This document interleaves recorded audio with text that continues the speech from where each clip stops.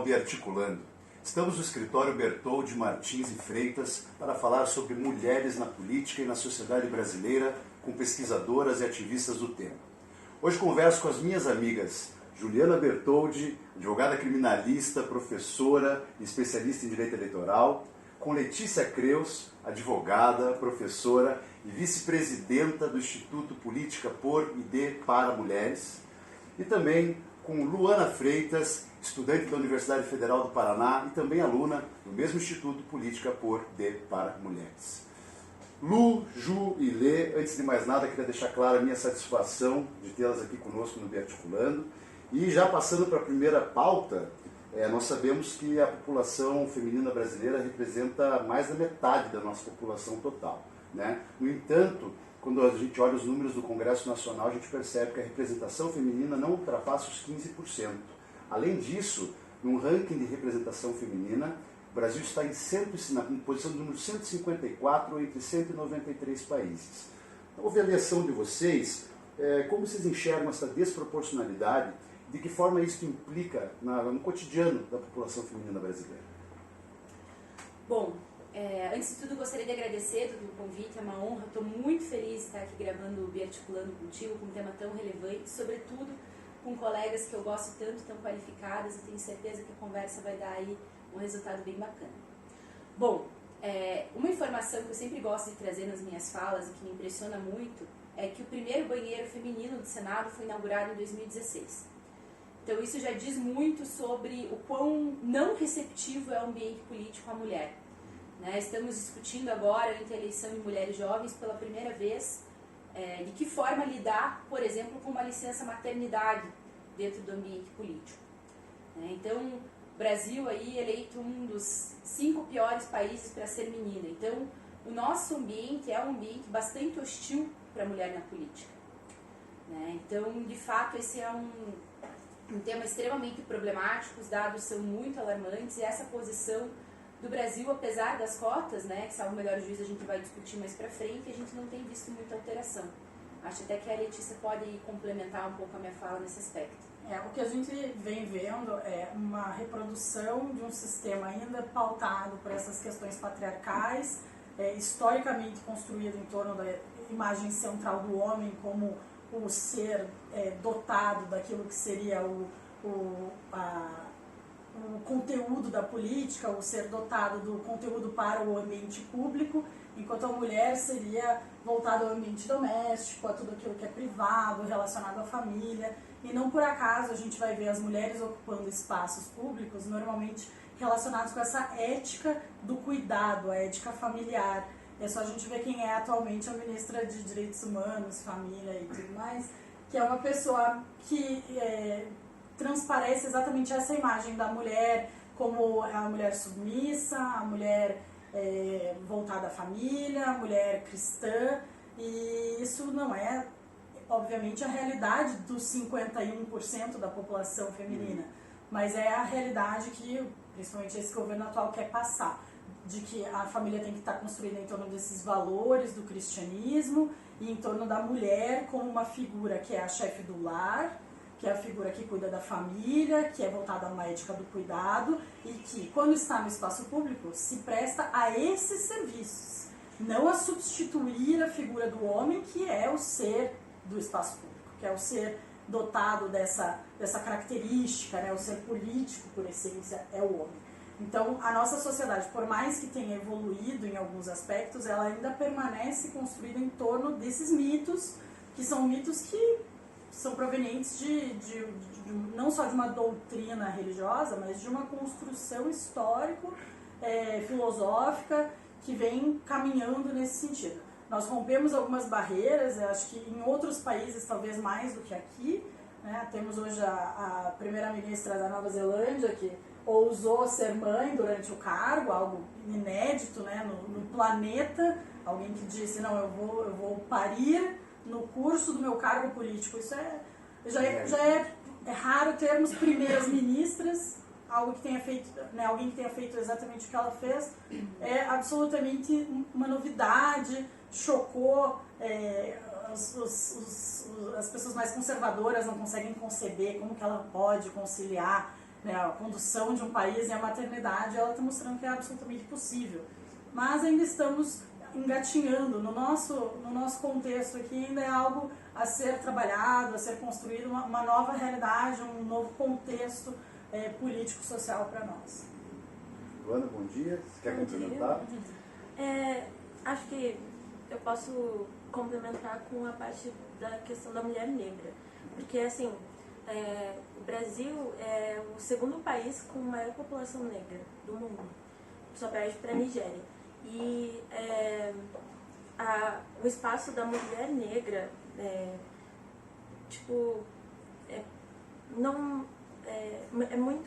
muito diferente, porque ela, além de não ter ainda um espaço na política, ainda ser um espaço hostil e de violência, né, como a gente já conhece bem a história, o espaço público em si, no geral, ele é um ambiente hostil. Ele é um ambiente pouco acessível para a população negra. Então, acho que a mulher negra ela é a menos representada no espaço político, no espaço público. E se nós estamos falando de representação, né, realmente, dissemos que mais da metade da população brasileira é feminina, também sabemos que a maioria da população brasileira também é negra, e quando encontramos esses dois fatores unidos, a gente vê que ainda é menor a representação. Sim. Portanto, precisamos realmente pensar em mecanismos de melhorar isso, né? Que bom você ter trazido essa pauta também para nós. Mas, gente, se a gente puder ir avançando, sobre a cota de gênero nas chapas proporcionais, né? Embora garantida por lei, a cada eleição nós vemos os partidos políticos tendo muita dificuldade para cumpri-la, né? Então, por vezes, acabam surgindo candidaturas laranjas, né, que a gente acaba dizendo, para simplesmente atender a formalidade da lei. Na opinião de vocês, o que podemos fazer, o que pode ser feito para a construção de mais candidaturas femininas viáveis? Seria a distribuição paritária de recursos, a garantia de jurídico e contábil por escrito pelos partidos? O que dá para ser feito? Bom, essa questão é bastante importante, né, Dudu? Porque, veja, a gente teve aí recentemente uma decisão que garantiu 30% do Fundo Especial de Financiamento de Campanha para as candidaturas femininas. Esse mesmo entendimento ele foi aplicado também ao tempo de televisão. Então, veja, por mais que seja uma decisão muito importante, o que acontece? No tempo de TV, nós temos ali um pico de audiência logo que começa o horário eleitoral, uma grande baixa de audiência e esse pico retorna. Por quê? A pessoa está lá assistindo a Carminha, a novela Pegando Fogo, né, o bicho pegando, começa o horário eleitoral, você assiste ali mais uns 5 minutinhos, o brasileiro, em geral, não tem uma cultura política muito firme, né, de querer acompanhar efetivamente a política, isso por N razões, não estou aqui para julgar ninguém, né, nós temos muitos motivos para não gostar de acompanhar a cultura política. Tem essa baixa e depois o pessoal quer voltar, assistir o que estava acontecendo na novela, liga a TV um pouco antes. Esses 30% do tempo que eles usam para as mulheres é qual porcentagem do tempo? É aquele horário eleitoral morto, né, que tem pouquíssima audiência. O financiamento de campanha, eu cheguei a ouvir de partidos na advocacia eleitoral de que forma eles poderiam utilizar esse valor para ajudar também os homens.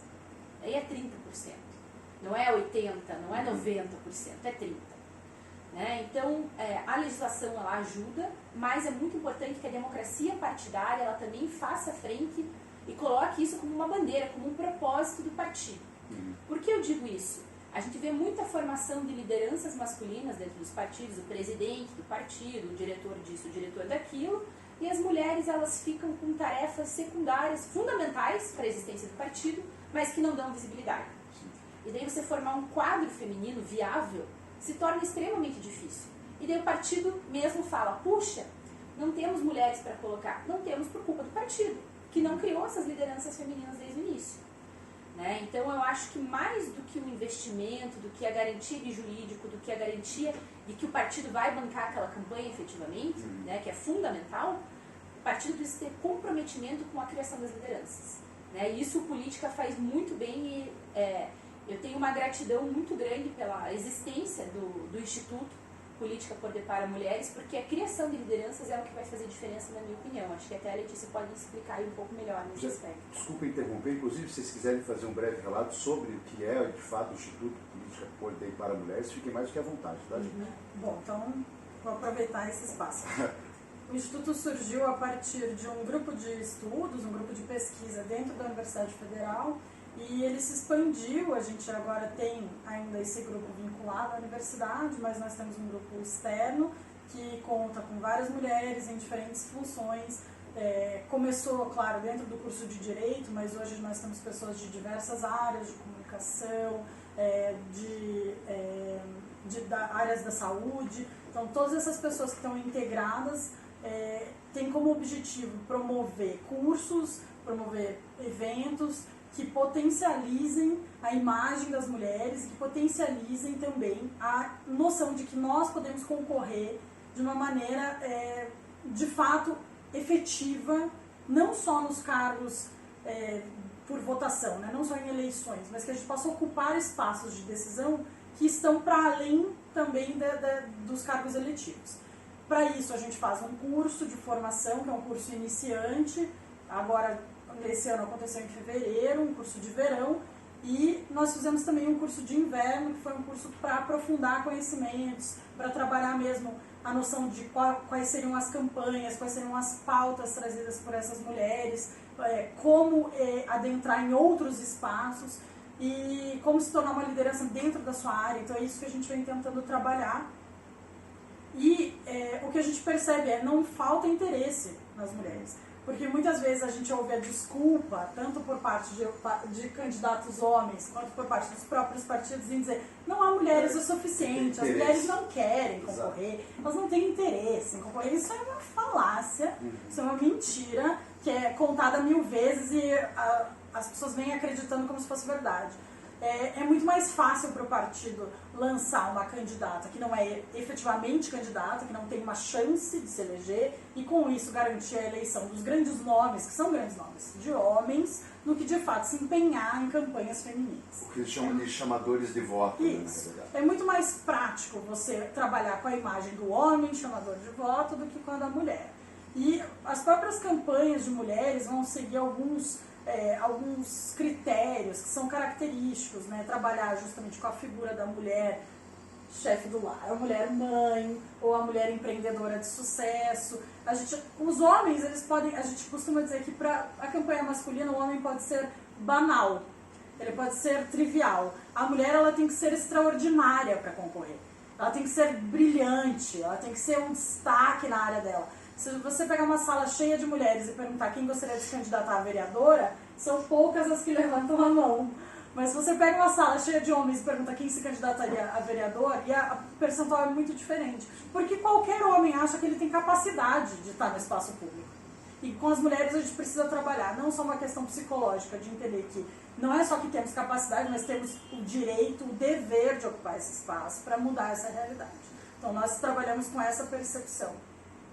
Mas, para além disso, o que nós estamos atualmente defendendo no Instituto para mudar essa realidade é que a cota de 30% seja uma cota de cadeiras e não uma cota de candidaturas. A cota de candidaturas ela é facilmente maquiável, a gente inclusive pode lançar 150% das cadeiras, então o 30% acaba sendo ainda mais pulverizado. A gente não tem efetivamente um cumprimento dessa cota pelos partidos. Estamos vendo aí esse escândalo das candidaturas laranjas, que inclusive nós do Instituto defendemos que isso é uma prática abusiva, é uma prática que não vai além da fraude, porque ela apresenta um uso de um mecanismo criado para fortalecer a democracia, para desmantelar a própria democracia. Então é claramente uma prática que é abusiva no contexto democrático. Não é só uma questão de fraudar uma eleição. A questão é que a gente frauda os próprios princípios eleitorais, a autenticidade do voto da pessoa. Então isso é muito mais grave, porque você atinge o núcleo da democracia, você não atinge só a questão da representação daquelas pessoas. Com isso, o que a gente defende é que a cota de 30% não seja mais de candidaturas, e sim seja de cadeiras. A partir do momento que a gente tiver uma cota de cadeira, os partidos vão ter que se empenhar em ter mulheres que de fato sejam candidatas efetivas, que sejam viáveis, que sejam pessoas que compõem o quadro partidário, que compõem a estrutura orgânica dos partidos, que são lideranças internas.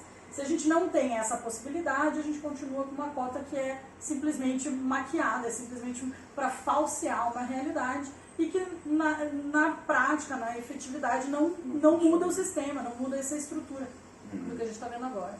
Luana, você também como aluna, né, que foi tanto do curso de verão quanto do curso de inverno, né, do Instituto, através da fala da Letícia, me parece que também é uma questão cultural, né, toda essa questão da mulher na política, a questão de acreditar em si mesma, não achar que tem que ser uma mulher extraordinária, como ela falou dos homens se achando, né, qualquer um pode e a mulher tem que ser extraordinária. Como você avalia isso também? A minha experiência pessoal com o curso, o instituto, foi muito, muito positiva.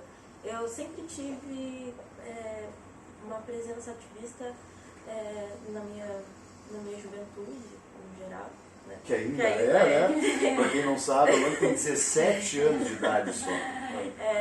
E assim, eu sempre senti muita falta de um espaço onde eu fosse ouvida e de uma representatividade, um lugar onde tivesse pessoas parecidas comigo, com vidas parecidas e rotinas, com que eu pudesse dividir essas coisas e debater. E sempre foi uma dificuldade que sempre me deixou muito triste mesmo. E quando eu conheci o Instituto e participei do curso, tipo, minha vida mudou muito, muito mesmo.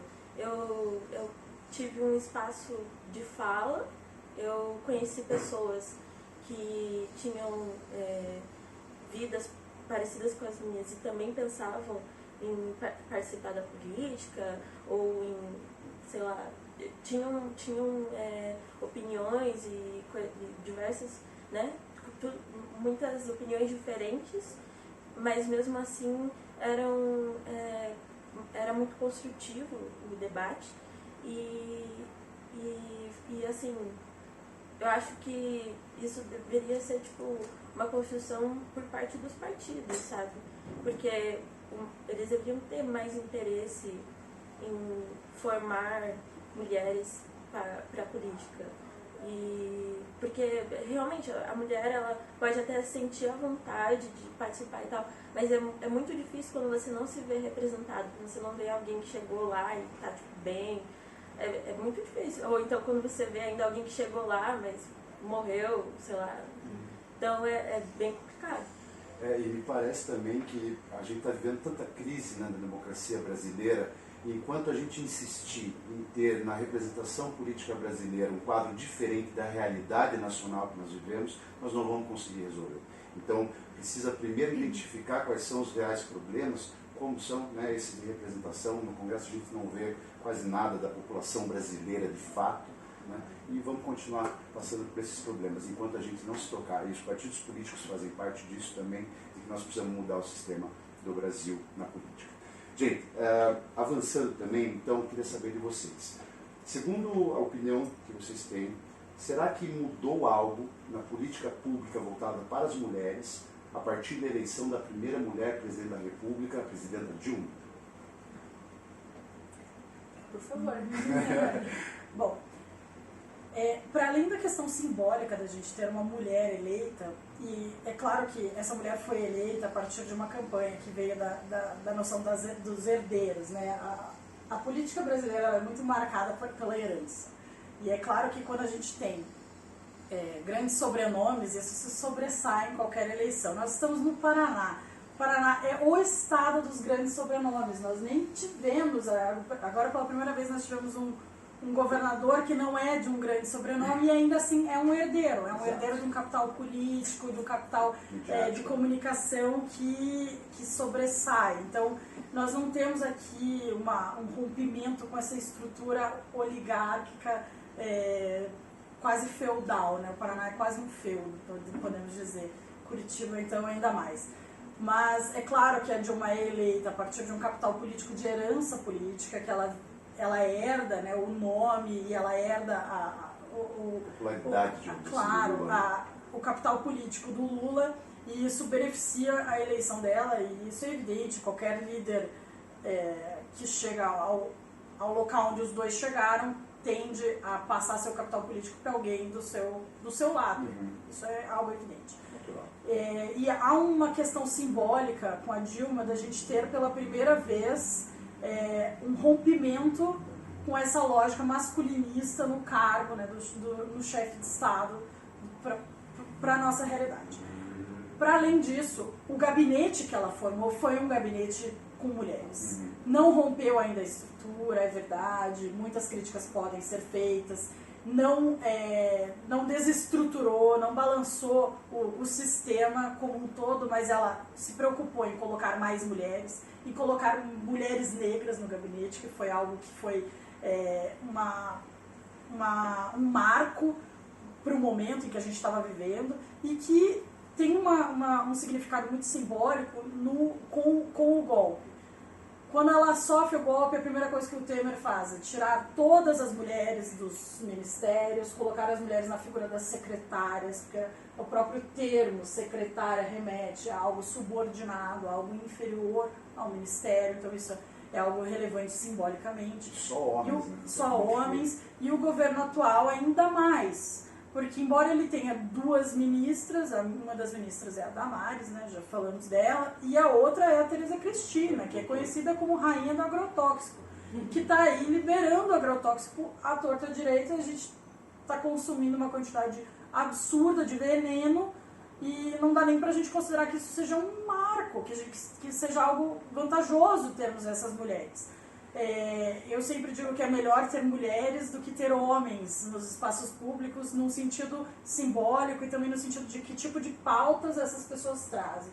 Embora, claro, eu considere que a Tereza Cristina é péssima, eu falo isso sem medo, acho que concordamos, Espaço livre, tranquilo. Acredito que qualquer homem que estivesse no lugar dela estaria fazendo mais ou menos as mesmas políticas públicas, e nesse sentido é ruim a gente ter essa mulher fazendo essa política pública, que é tão gravosa, tão danosa para uma população que ainda é marcada pela pobreza, pela falta de acesso a uma alimentação saudável. Então isso é muito problemático.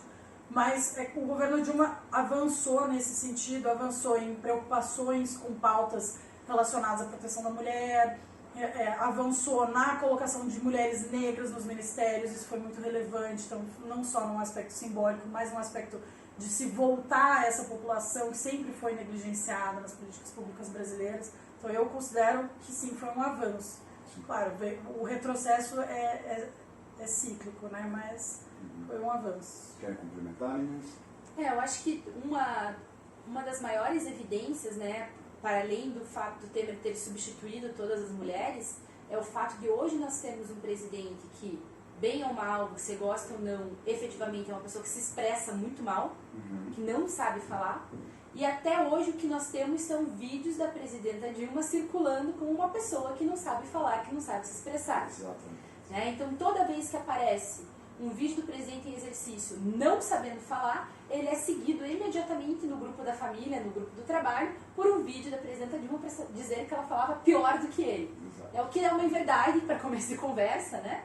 E mais uma e questão o que daquela demonstra, polarização, né? o que demonstra, para além da polarização, o machismo, né? Porque nós temos uma série de outros exemplos de políticos que fizeram falas desconexas ou mal construídas em alguma medida e que não são exemplos utilizados. Né? Então, acho que esse simbolismo da existência da presidenta Dilma, quanto mais o tempo passar, mais evidente ele vai ficar. Né? Porque mais vão continuar batendo nela. Né? Para sempre na história, ela vai ser esse exemplo, porque o sistema, o patriarcado, não se alegra do fato dela existir na nossa história. Exatamente. Né? Então, esse simbolismo ele é muito forte, ele é muito significativo. Com certeza. Luana? Ela também falou em relação ao golpe. Eu acho que o golpe foi tipo um marco para soltar os demônios escondidos nas pessoas, né? Caixa de Pandora, É. abriu. Porque depois tipo, todo o processo ali já, né, antes do golpe, foi aumentando assim a violência em torno da presidenta, em torno das pessoas que defendiam. Começou de fato, uma forma mais visível a polarização, e é tipo, chocante demais como isso aconteceu. A violência que ela sofreu, que ela sofre até hoje, e a forma como as pessoas naturalizaram isso, né? Essa questão da violência é muito relevante. É só pra gente fazer um exercício mental. Vamos pensar no preço que está a gasolina hoje. Quando a gasolina estava, sei lá, 1,30 menos do que está hoje, talvez mais até, havia um adesivo colado no tanque dos carros, que era de uma violência simbólica contra Dilma absurda. Era algo absolutamente... Todo mundo que está assistindo deve lembrar desse adesivo. Você não dá um Google e procura. Foi algo absolutamente inconcebível, não só por ela ser líder do país à época, mas se a gente for pensar, qualquer pessoa que tivesse que passar por aquela situação estaria numa situação de violência absurda. Uma simulação de um estupro. Exatamente. Como se fosse algo natural. Como se fosse algo natural e como se fosse algo aceitável por uma questão política que em alguns momentos não estava nem nas mãos dela, a decisão. Claro, ela tinha a questão de habilidade ou não de lidar com a crise que estava instaurada, mas a crise era menor do que a crise que nós temos hoje, em matéria de preço, pelo menos. Nem se ela fosse a pior dos presidentes. Exatamente. Justificável, né? Exatamente. A gente naturaliza a violência contra a mulher de tal maneira que você simular um estupro com a presidente da República não é algo que choca as pessoas. É visto como uma piada. Porque o corpo da mulher é visto como uma piada, o corpo da mulher é visto como algo que está à disposição, não só para uso, mas também para comédia, também para o escárnio. Então isso é algo muito emblemático. Eu acho que uma das cenas mais significativas do golpe é ver uma presidenta que fez parte, né, de uma insurgência contra uma ditadura, sentada, de cabeça em pé, enquanto o torturador dela era exaltado. Né? Eu acho essa cena é uma cena que me emociona até hoje, porque eu não sei quantas pessoas no mundo seriam capazes de ter a dignidade que essa mulher teve enquanto ela era violentada de uma maneira tão significativa. E no nosso país isso é tudo bem, né? É muito raro quem assistiu essa cena e ficou enojado, e ficou revoltado. Sim. E falou, gente, alguém precisa parar isso. As pessoas que fizeram isso não foram responsabilizadas, né? Então é como você chegar para uma pessoa que foi vítima de um assalto, que apanhou, que foi sequestrada, né, que sofreu uma violência gigantesca, e elogiar o algoz na frente dela, né, dessa pessoa. Então é uma violência assim tão absurda, né, o conjunto. A gente poderia fazer um programa inteiro falando de todas as violências que a presidenta Dilma sofreu. Daí você me pergunta, por que não tem mulheres na política? Será que eu, Juliana, estou disposta a dar minha cara a tapa para virar adesivo de estupro? Para que, se eu for vítima de um estupro, meu estuprador seja enaltecido na minha frente? Claro, isso né?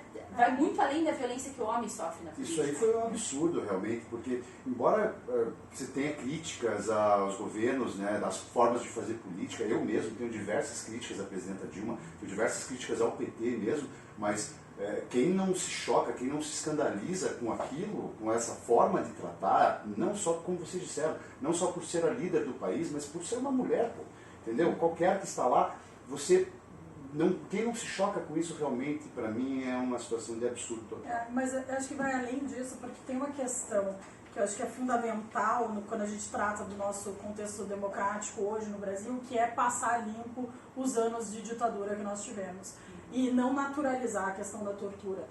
Essa semana nós tivemos o presidente sendo questionado sobre tortura acontecendo no estado do Pará e ele se recusou a responder. Porque a tortura é algo naturalizado, algo que acontece, a população negra está sujeita muito mais, e que a gente é de uma naturalização tão grande que a presidenta, antes dela ser presidenta, ela narrou a tortura que ela sofreu. Em que ela perdeu o dente, em que ela foi eletrocutada, ela narra isso. E isso é tido como algo normal, passou por tortura. A gente deveria valorizar que essa pessoa teve a dignidade de continuar lutando por um ambiente democrático e de se submeter, dentro do contexto de democracia, a um processo bizarro como que ela passou E, novamente, ter que ver essa tortura voltar ao debate público, ela ser exposta dessa maneira, ela já foi exposta à violência de diversas maneiras, e isso ser trazido à tona novamente, é algo absolutamente inconcebível, porque nós não temos um acerto de contas com o nosso passado. Claro. O contexto democrático exige que a gente acerte as contas com o passado. Nós não acertamos. Enquanto nós não percebermos que não só o que passou no Brasil entre 64 e 85, enfim, 88, foi algo que extrapola os limites de um contexto de uma sociedade civil, uma sociedade organizada, mas que não só isso, que a gente precisa resolver as nossas arestas com o passado. Enquanto a gente não resolver essas arestas com o passado, o que a gente faz aqui nesse contexto democrático são filigranas, como diria nosso querido Deltan Dallagnol. São filigranas. A gente não está nem mesmo trabalhando com um contexto de democracia efetiva.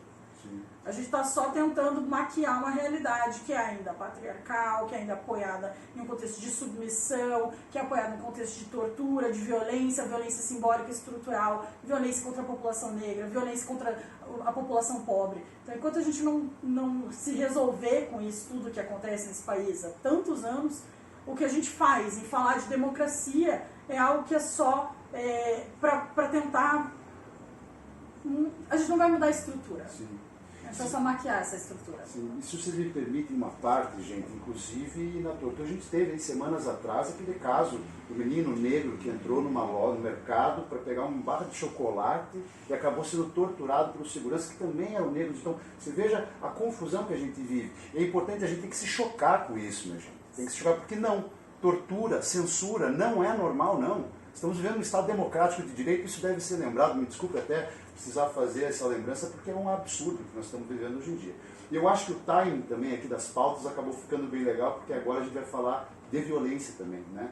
Então, o Ministério da Saúde, ele aponta que a cada 4 minutos uma mulher é agredida no Brasil.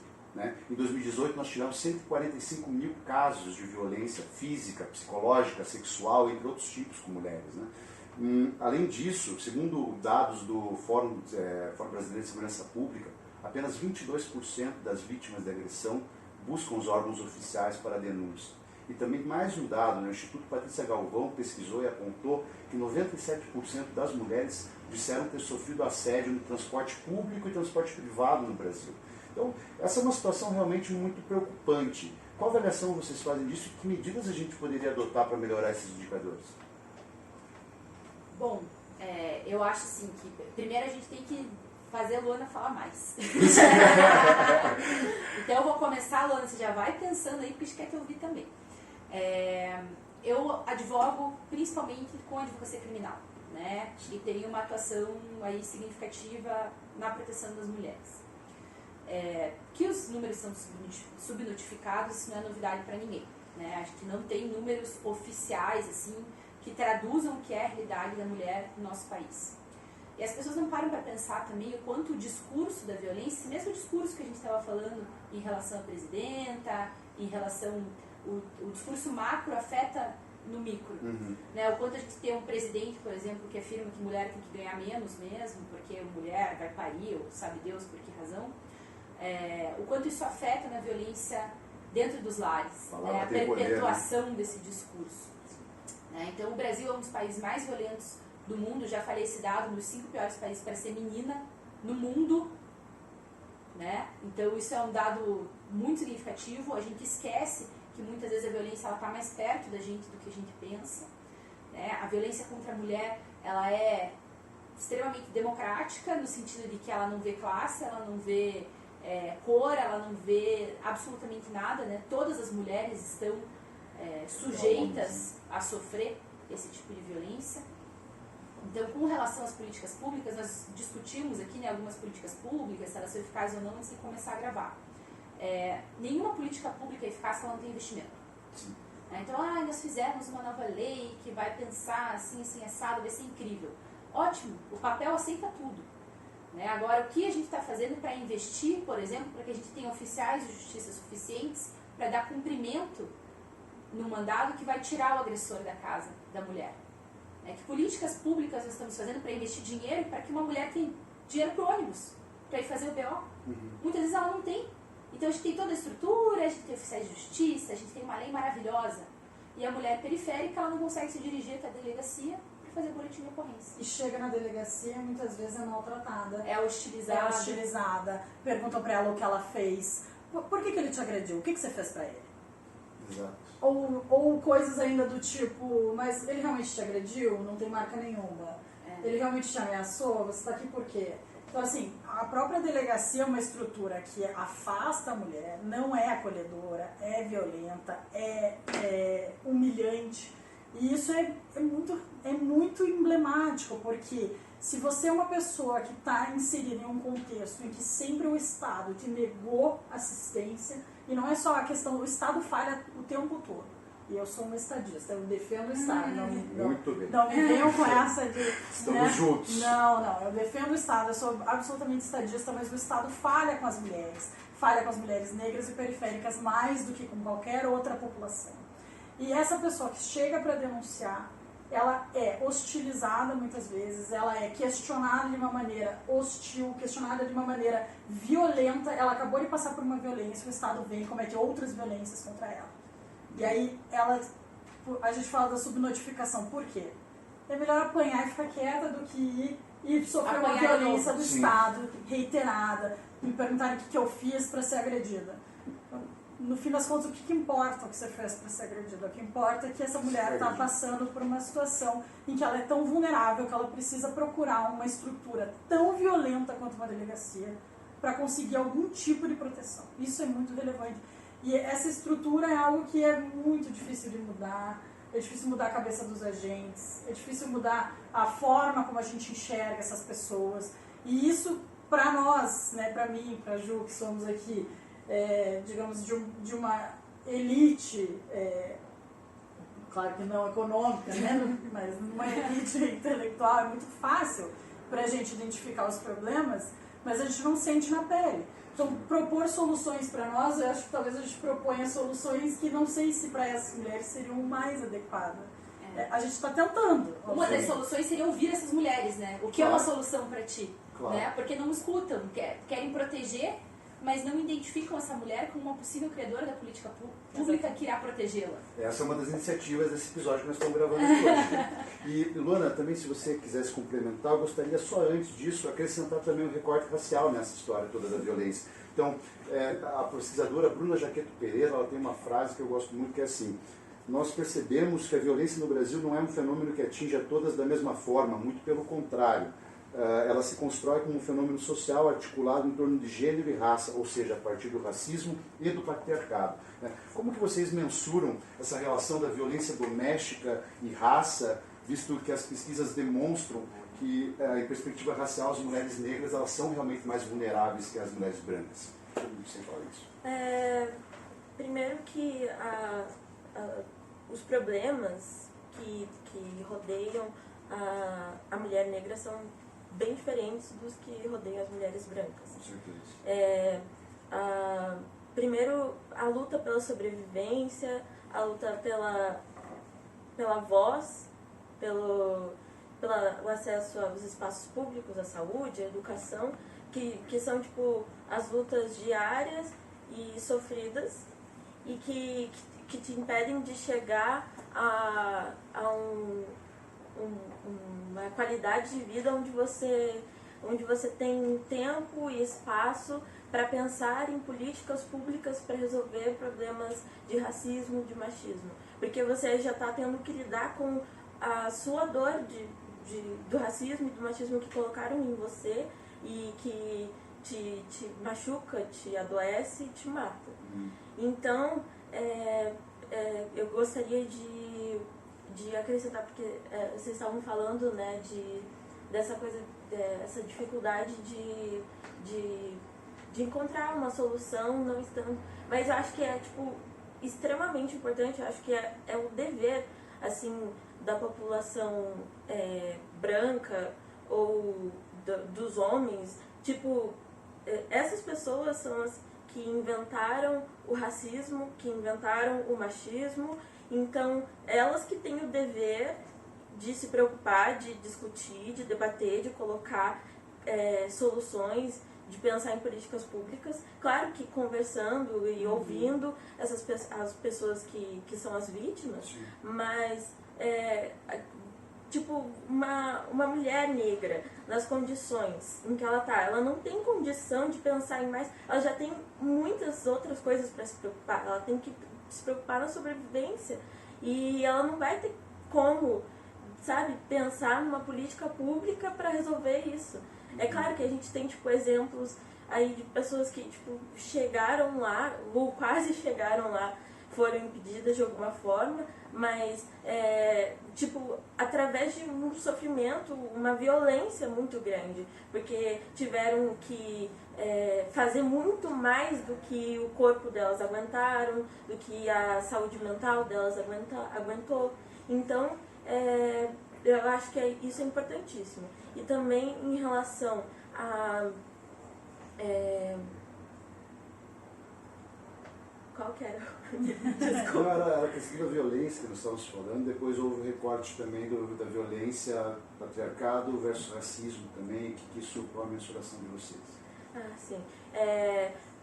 Falando também da questão ali da polícia com a situação de unidades de pacificação e tudo mais, lá nas periferias, é uma questão assim que foi já naturalizada já pelas pessoas, elas já não se chocam tanto, isso é muito, muito preocupante, e os dados, eles cada vez são mais alarmantes, cada vez mais pessoas, crianças, mulheres, homens, a população negra, a população da periferia morre, mesmo não tendo, claro que se fosse um criminoso também não seria justificável, mas mesmo os que não são vítimas disso, dessa violência, e os policiais também são vítimas dessa violência, porque eles não são preparados para essas situações,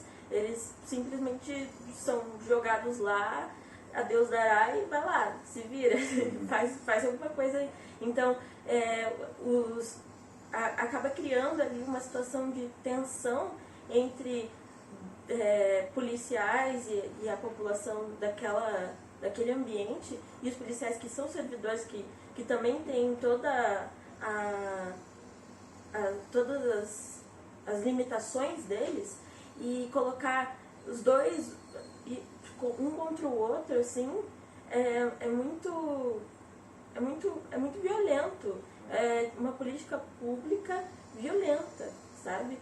Tanto para ambos os lados. Eu acho isso, tipo, não sei. Eu acho que nós precisamos também instaurar, talvez, o princípio do respeito, né? Entender também, eu vejo muitas manifestações que às vezes a gente acaba agredindo, sabe, a imagem do policial, mas a gente esquece de entender que o policial ele é apenas mais um trabalhador, é o trabalhador da segurança pública, que merece ser respeitado também. Então eu acho muito importante você trazer também essa ideia do antagonismo, da contraposição que existem esses dois, sendo que fazem parte do mesmo enredo da segurança pública, onde precisa existir talvez o primado do respeito entre si, para a gente conseguir avançar. Nós estamos aqui num debate propositivo, num debate do que nós vamos fazer para encerrar os problemas e melhorar. Então acho que me parece muito importante a gente trazer a ideia, essa ótica do respeito, o primado do respeito entre todos, né? E, enfim, passando um pouquinho da violência agora, eu queria saber de vocês o seguinte, tem uma frase também que eu gosto muito do ganhador do Prêmio Nobel da Paz de 2006, né, o indiano economista Muhammad Yunus, que ele diz o seguinte: hoje quase 100% dos nossos empréstimos são para mulheres pobres, que levam para suas famílias os benefícios dos recursos de uma forma bem mais eficiente do que quando o dinheiro é dado aos homens. O Muhammad Yunus ele implantou o sistema de microcrédito para baixa renda, né? E sabendo que no Brasil, de 2001 a 2015, aumentaram-se em 105% o número de famílias chefiadas por mulheres, o que vocês sugeririam para a gente aplicar aqui no Brasil, voltado a essa área? O Brasil já fez algo parecido, porque quando ele implantou o sistema do Bolsa Família, primeiramente o Bolsa Família era pago ao homem. E se percebeu que o dinheiro não chegava na família. Então, para que o Bolsa Família fosse de fato o Bolsa Família, ele tinha que ser pago à mulher. E aí ele passou a ser pago no nome da mulher. Da mesma forma, os outros programas, Minha Casa Minha Vida, programas até de reforma agrária, em que a gente tinha um problema. Esse número da reforma agrária é um número que muitas vezes ele é muito invisível, né, aos nossos olhos, ainda mais nós aqui no centro urbano. A gente pensa no Minha Casa Minha Vida, pensa no Bolsa Família e esquece os números agrários, né, a população rural. Também, a reforma agrária, quando o título saía só no nome do homem, a mulher ficava insegura. Ela pensava, e se meu relacionamento acaba, o que vai acontecer comigo? Eu vou ter que sair da terra. E aí eles passaram a colocar os dois nomes ou o nome da mulher, para garantir a estabilidade dessas famílias também. Então o Brasil também teve uma preocupação. Algo que veio desses últimos governos mais progressistas que nós tivemos.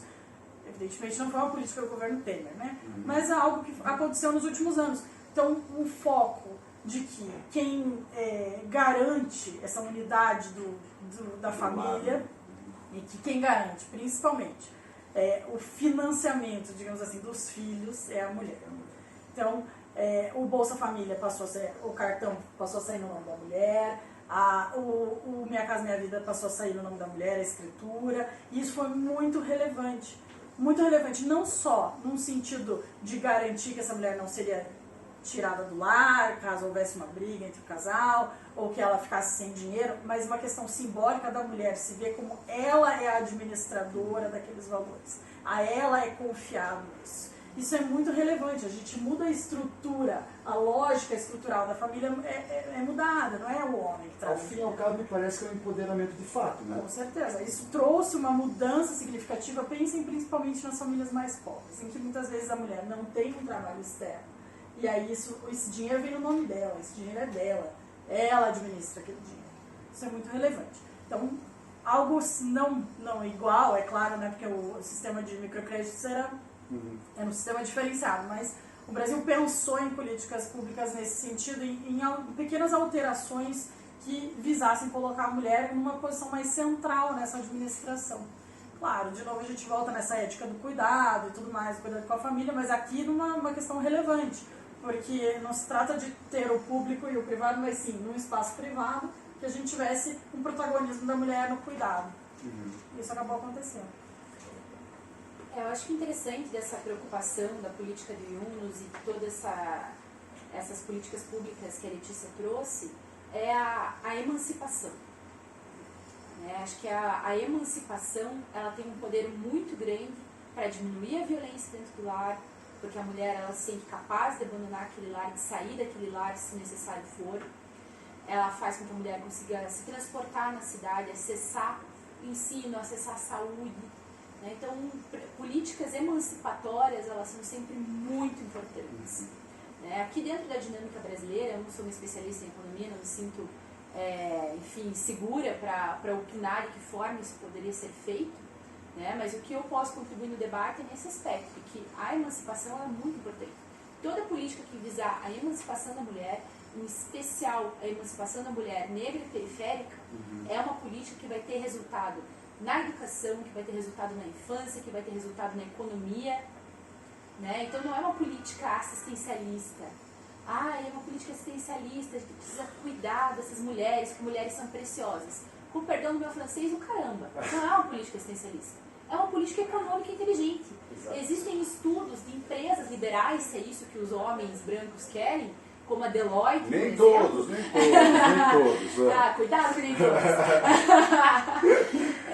Que pesquisas sérias, a Deloitte, a KPMG, que dizem que investir em emancipação feminina melhora a economia do país.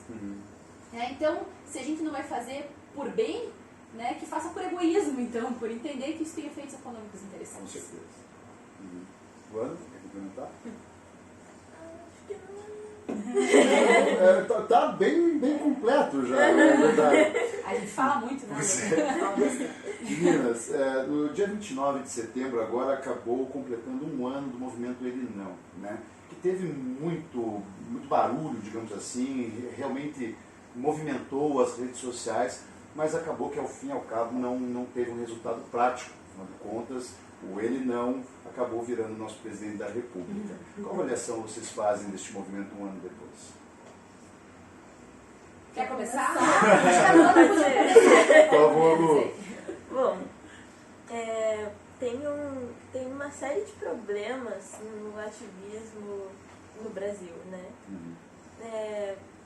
Primeiro, assim, a forma, o público as pessoas que se envolvem com esse ativismo, normalmente são pessoas que já estão, assim, já têm algum tipo de privilégio, por estarem ali, isso já é, né, um privilégio, e elas acabam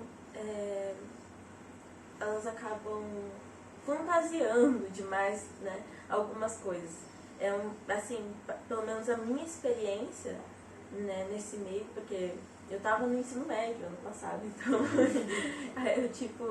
eu tava quando as escolas aqui foram ocupadas, eu participei das ocupações e tudo, então a minha experiência pessoal mesmo foi de despreparo, assim, do ativismo, e também de uma coisa muito fantasiosa de que manifestações pacíficas e fazer ciranda em volta da coisa, tudo é lindo, maravilhoso e vai resolver os problemas. Só que, tipo, é totalmente fora da realidade, sabe? Você achar que fazer isso, tipo, primeiro, era uma eleição. O que você precisa para mudar uma eleição? Você precisa conversar com as pessoas mais informadas, que estão, tipo, são as pessoas mais pobres, ou da periferia, ou do ambiente rural, são as pessoas mais informadas que acabam indo seguindo a massa, né? Indo pela coisa ali, o textinho do WhatsApp, o videozinho no Facebook, porque não tem acesso a outros tipos de informação, ou que essas informações estejam disponíveis, mas não sejam tão acessíveis, não estejam numa linguagem que chame a atenção dessa pessoa. Então, você precisa chegar até essas pessoas de uma forma que elas compreendam o que você está falando, que elas se sintam representadas por essa esquerda ou por esse ativismo. Eu estou enganado ou basicamente você está falando de metodologia? Sim, o problema está na metodologia e no foco, porque eu vejo muito, assim, muitos ativistas de internet que acham que problematizam, que colocam a culpa dos problemas do país naquela família que votou num e que era lá, sei lá, do meio rural, que era, né, tinha menos acesso à educação, à informação, e acaba, tipo, antagonizando essas pessoas, sendo que essas pessoas, elas são, tipo, as principais vítimas. Que a gente, porque assim, eu também faço parte de uma elite intelectual, eu estou numa universidade, e estando numa universidade ainda mais pública, é tipo o seu dever fazer com que a informação chegue de uma forma acessível para essas pessoas. Se hoje a ciência ela é vista de forma tão pejorativa pela população brasileira, é porque essa ciência foi elitizada e ninguém se preocupou em deixar ela acessível para essas pessoas. Exatamente. A ciência se fechou para a população evangélica, que é a principal, que hoje, né, tem esse ranço pelas universidades. Também, uma coisa, porque, veja, você está falando coisas extremamente interessantes aqui, Luana. E me parece, quando se cita também a questão das igrejas evangélicas fechadas, será que não é um erro nosso, talvez, de partir para a retórica do conflito, do confronto? Não, eles não sei. Primeiro que qualquer crença é uma diálogo, crença. né? É uma crença. Você não tem como chegar... Você pode, claro, a crítica à cultura e à crença é totalmente válida, mas você não pode achar que você vai lá e mudar a forma daquelas pessoas de acreditar e de se relacionar. O diálogo é sempre mais importante. Mas como ainda assim uma elite intelectual, pessoas que estão com muito mais acesso à informação, pessoas dessa elite, elas têm como obrigação o respeito e achar formas de diálogo que cheguem até essas pessoas e que chamem essas pessoas para o meio científico e para o meio acadêmico. A gente vê muito mais participação de católicos, né, de outras religiões como um todo, no meio acadêmico, do que de evangélicos, porque eles foram colocados como inimigos mesmo. Sim. Foram, esses não fazem parte do nosso meio científico. E o resultado não está tão bom assim quando a gente imagina. Não, exatamente. Isso só gera mais problemas. E é exatamente o contrário que a gente precisa fazer. Meninas, querem complementar essa baita resposta ou não? É maravilhosa, acho que é bem isso. A gente gerou uma polarização, eu acho que é isso que a Ana falou da questão da ciranda e tudo mais. Nada contra as pessoas que gostam de ciranda, mas eu acredito que a ciranda não vai resolver o problema agora. Desculpa, gente, né? Os jovens místicos que nos chateados agora, mas não vai resolver, a ciranda não vai resolver, não vai dar conta do problema que a gente está agora, a ciranda não resolve. Não é só uma questão da mobilização pacífica, é claro que protestos pacíficos podem resultar em mudanças, nós não somos contra isso, mas a forma como a gente organiza uma pauta é algo muito relevante. E a pauta do ele não, a negação a determinada figura, acaba valorizando aquela figura. E foi algo que faltou na nossa estratégia naquele momento. Nós não percebemos que isso geraria aquilo que a gente chama de backlash, que é a cauda que vem, né, batendo por tudo onde passa, como uma reação ao movimento. A gente não percebeu isso naquele momento. Então, claro que houve um protagonismo das mulheres, colocar tantas mulheres na rua é algo relevante, retomar o espaço, que sempre foi um espaço do campo progressista. A rua sempre foi um espaço do campo progressista. Nós ocupávamos a rua, e aí com aqueles movimentos ali prévios ao golpe, a gente viu o contrário, a gente viu um movimento conservador ocupando a rua, nós nos sentimos até excluídos, né? Nos sentimos talvez não parte daquilo mais, e nesse sentido de recuperar o espaço público é algo relevante, de ter as mulheres recuperando o espaço público é algo relevante, mas a gente não percebeu que faltava uma pauta efetiva, né? O dizer ele não é uma pauta de fato, é quase como falar movimento contra a corrupção. Falta uma pauta, falta algo efetivo, uma proposta de mudança. E a gente ficou só nessa negação, isso polarizou de fato. E para além disso, polarizou de fato da gente ignorar grupos. Isso é muito verdadeiro. A gente ignorou grupos. E sempre que eu falo da eleição do ano passado, eu falo sobre o quanto as pessoas falharam, e me coloco como uma dessas pessoas, falhamos em enxergar além da nossa bolha. Então a gente abria o Facebook e via como chama aquilo? O vídeo que... Não, o avatar. O avatar, que você coloca o teu avatarzinho lá com o teu candidato. E as pessoas, a gente foi tão bobo, né, sei lá, tão ingênuo na última eleição, que as pessoas acreditavam em mudanças em relação àquilo que estava constando nas pesquisas eleitorais, ali no último minuto, antes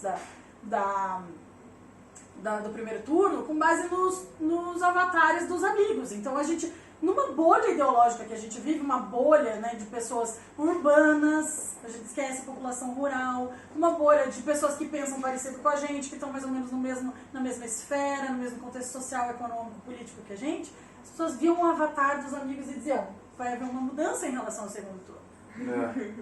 Eu mesmo achei que o Ciro ia pro segundo turno.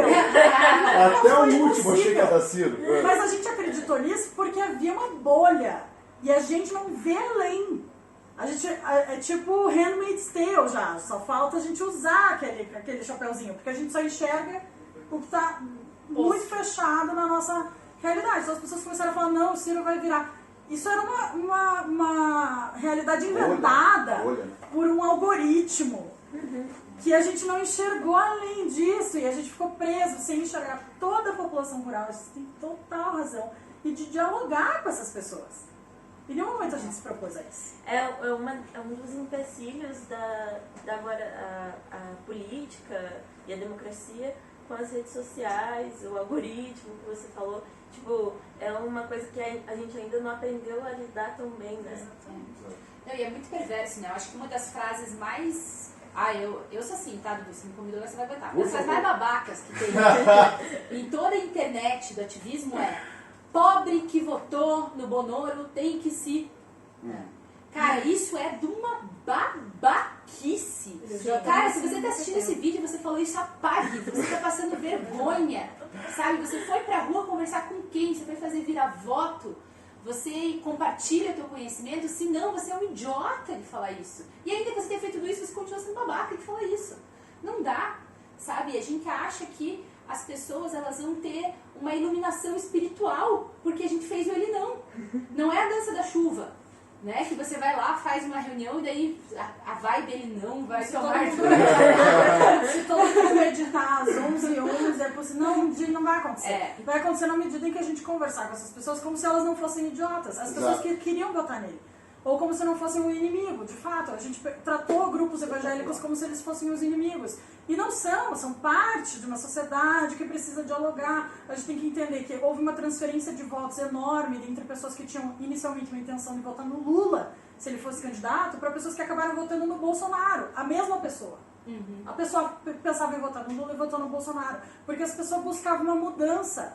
Ela lembrava dos tempos do Lula, que foi um tempo que provavelmente ela teve uma ascensão econômica, uma capacidade maior de comprar. A gente sabe que o consumo é uma forma de inclusão no nosso país, as pessoas acessam, né, o social através do consumo, e isso é muito relevante.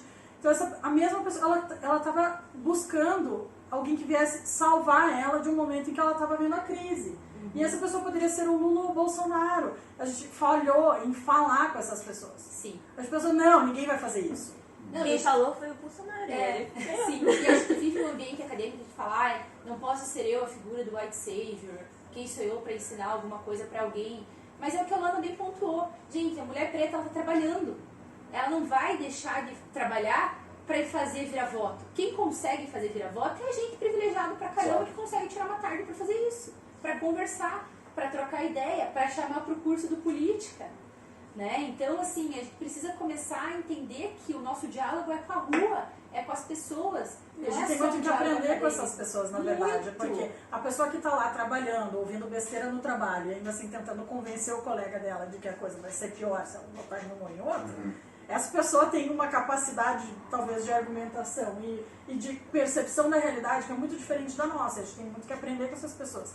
E o que a gente fez foi o contrário, a gente se silenciou, se encastelou no ambiente acadêmico. Você tem total razão quando você fala isso. A gente se fechou no ambiente acadêmico como se ele fosse trazer todas as soluções para a humanidade, e não vai trazer. Porque, na verdade, o Brasil não é o ambiente acadêmico, não é a elite intelectual. O Brasil é a pessoa que trabalha 8 horas por dia, 40 horas por semana, é a pessoa que está lá no interior plantando soja, plantando milho. Essa pessoa é o Brasil. E quem transforma é o povão, no fim das contas. Claro. A gente não vê e não dialoga. Não, é muito fácil, né? E agora eu tenho uma raiva de quem senta nessa cadeira da razão, né, e fala: eu avisei que isso ia acontecer. O avatar do eu avisei, gente, a gente sabia, nós fomos pra rua falando também. Que ia acontecer, e enfim, né? Agora o pessoal tem que se ferrar para aprender. Não, pelo amor de Deus, né? Eu tenho muita raiva. Eu fico assim, eu acho que eu vou parar de falar, porque senão eu vou começar a cometer propriedades horríveis. E aquele povo, assim, as pessoas elas querem que uma pessoa que não tem um acesso à alimentação, um acesso à saúde, um acesso a coisas básicas, a direitos básicos, que essa pessoa esteja engajada na pauta ambientalista. Cara, essa pessoa, ela quer um emprego para poder alimentar os filhos dela, para poder ter um lugar para morar. Ela não tem nem condições de se preocupar com a pauta ambientalista, e você quer agora colocar e convencer essa pessoa a votar em outra pessoa por conta do meio ambiente. Essa pessoa não vai gastar R$40 num canudo de tal. Tipo, não chega à realidade daquela pessoa. Ou ainda assim, voltando para a pauta dos evangélicos. Tipo, sempre colocando os evangélicos como inimigos e como que só fazem o mal para a população. Só que eles têm muitos Que não é verdade também. Eles têm uma participação muito importante. Eles fazem muitas coisas em presídios, com populações, com minorias, em periferias, que são um trabalho importante. É relacionado com a crença deles? Mas não importa. São trabalhos que são de inclusão social. Eles incluem pessoas, eles resgatam pessoas de ambientes de drogas, de vícios, e que tem toda a relevância. A gente não pode excluir as coisas boas, os pontos positivos dessa população. Todos os segmentos, né? Claro.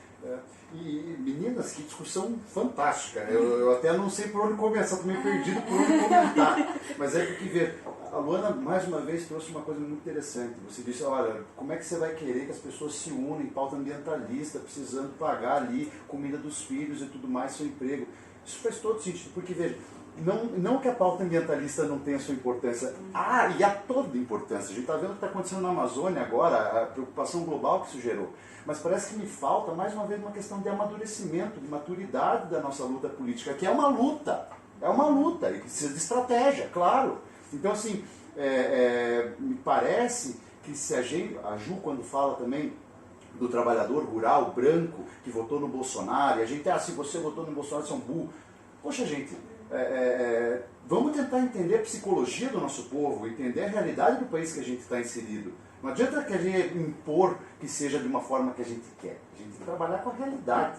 É isso que a gente falou desde o começo. Então, assim, por todo o que a gente vem falando até agora, mas também por este momento, meninas, parabéns, fantástica a discussão.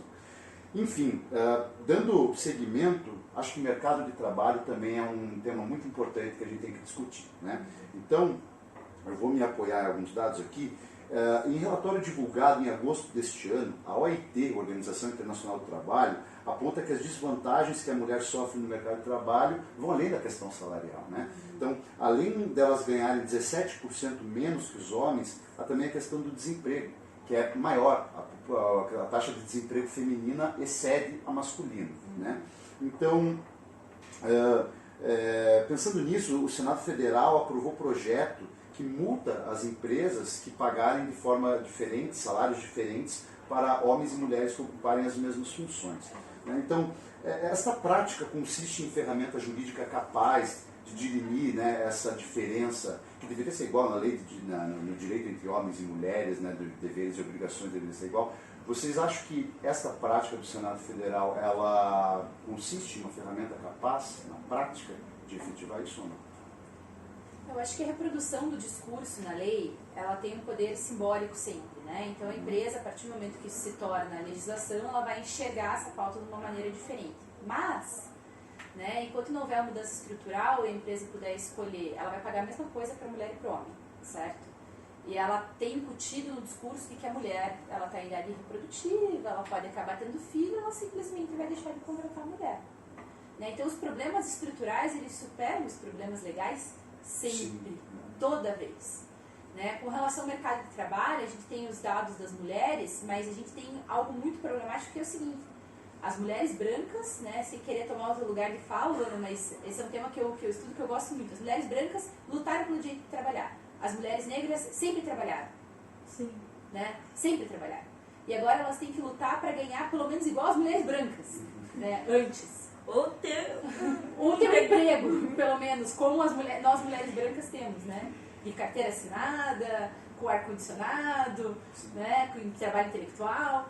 Então, assim, esse tipo de legislação é bem-vinda sempre. A gente não pode bater nesse tipo de legislação porque seria estrategicamente estúpido, né? Mas ela resolve, né? Eu acredito que não resolve. Eu também acho que não resolve. No contexto capitalista é paliativo. E é relevante que seja uma multa porque é onde a empresa vai sentir. Porém, se é uma empresa grande, essa multa ela vai pagar com gosto, ela nem vai, não vai ser algo que vai mudar a estrutura dela, ela paga ali uma multinha, tá tudo bem. Mas uma coisa que eu acho que é relevante a gente retratar também desse momento que a gente está vivendo é a questão dos cortes no ensino. Sim. Porque as bolsas, elas não fazem diferença de gênero. As bolsas de pesquisa, elas pagam igual, homens e mulheres, ao contrário do mercado de trabalho. E quando a gente tem cortes em bolsas, o que a gente vai perceber a longo prazo vai ser um aumento da desigualdade, na medida em que a gente tem hoje uma maioria de mulheres que recebem essas bolsas, tanto da CAPES quanto do CNPq, mais 60% das pessoas que recebem bolsas no país são mulheres. Então a gente vai reintroduzir essas pessoas no mercado de trabalho com um salário que é inferior. Ao invés de elas estarem fazendo pesquisa e fazendo uma atividade voltada para o ambiente universitário, elas vão ter que retornar ao mercado de trabalho com um salário que é inferior. Então isso também é algo muito relevante para a gente pensar nesse momento que a gente está vivendo, quanto esse impacto desse momento de crise do ensino brasileiro vai refletir no mercado de trabalho, porque vai, Sim. e vai acentuar as desigualdades. Primeiro, assim, falando do ambiente acadêmico, né, que eu estou inserida há pouco tempo, mas já pude perceber muitas desfalques, assim, principalmente em relação a mulheres negras e homens negros também na área da pesquisa. Tem, tipo, são pouquíssimos, inclusive professores, pouquíssimos negros. Mas assim, enquanto alguém assim do meu curso de ciências biológicas normalmente vai para uma pesquisa mais voltada a, sei lá, uma prática mais laboratorial, uma coisa mais uma pesquisa que é mais fechada mesmo, no laboratório. A gente observa que as pessoas negras ou as pessoas de algum tipo de cota, normalmente elas optam por pesquisas voltadas de alguma forma à população. Por ser algo que aflige elas optam por essas pautas. Uma pauta na educação, uma pauta na saúde assistencial, coisas assim, porque é algo que preocupa elas. Só que eu acho que é muito estranho isso, porque eu não consigo entender assim, o porquê que as pessoas elas ainda acham que o racismo e o machismo não tem é uma coisa que é uma pauta de negros, de mulheres, e não tem nada a ver com homens brancos e tudo mais. Eu acho isso muito estranho mesmo, as pessoas não se ligarem, elas se fecham lá no laboratório, não compartilham as informações e o conhecimento delas, são poucos os que fazem isso, sabe? Não compartilham com a comunidade. Elas não conseguem nem explicar para os pais em casa o que elas fazem no laboratório. Como é que isso vai chegar para a população? Isso é muito grave. E daí, assim, como agora, neste momento, a gente tem um corte aí nas bolsas, tá numa situação uma situação tensa mesmo na universidade, as pessoas, os professores, os orientadores estão, tentando evitar abrir coisas novas para ver como que vai ficar a situação até o ano que vem. Então, a principal preocupação é arrumar um emprego para se sustentar durante a universidade, principalmente a parte dos cotistas, né? E que emprego que alguém que está cursando uma universidade, um emprego de meio período, porque você precisa de tempo para estudar, para comer, para trabalhar, para ir para a faculdade, tem toda essa coisa. Que emprego que vai, um emprego de meio período que vai admitir um universitário, uma mulher negra, até porque antes mesmo de eu entrar na universidade, faz acho que uns 3 anos que eu estou procurando emprego e eu não fui chamada para uma única entrevista. Eu não sei, não consigo assim associar qual que foi o ponto, sabe? Já mudei várias vezes meu currículo, minha metodologia de entregar na mão, de mandar por e-mail. Já fui atrás de todos os tipos de emprego possíveis, desde a área da limpeza, a área administrativa, sabe? E, assim, realmente, eu sei que é uma dificuldade que muitos brasileiros estão passando, mas eu acho, uma coisa muito, sei lá, eu não consigo entender qual é a naturalidade disso, de você não conseguir um emprego que, sei lá, mínimo que seja, para você ter dinheiro para continuar indo para a universidade, sabe? Para você ter alguma fonte de renda. E como que, sabe, essa pauta por como ela tinha dito, de enquanto as mulheres estavam lutando para trabalhar, as mulheres brancas, as mulheres negras já trabalhavam, né, já eram exploradas e até hoje são exploradas, porque elas não têm, poucas têm um emprego com carteira assinada, com todos os direitos que elas precisam, que é direito delas, né, e tipo, acabam ficando em coisas autônomas, uma lojinha, abre uma lojinha em casa para vender natura, vender roupa, ou vai pro meio autônomo, porque é o que, né? Daí entra outro empecilho também, tipo, eu moro em Piraquara, que é uma cidade metropolitana aqui de Curitiba. Então é uma cidade dormitório. As pessoas vêm pra Curitiba, fazem tudo em Curitiba, voltam lá só pra dormir. Lá, tipo, nem comércio, nada cresce lá, sabe? Porque além disso é uma cidade também dos mananciais e não pode construção de prédio, coisas grandes, por causa dos lençóis freáticos. Tá, beleza. Tipo, super concordo, tem que, né? Mas você obriga, né, a vir para Curitiba, sim, aí fica deslocar. E também não tem nenhum, porque toda essa água, aquela coisa ali que é o principal ponto atrativo de Piraquara, ele é distribuído principalmente para Curitiba.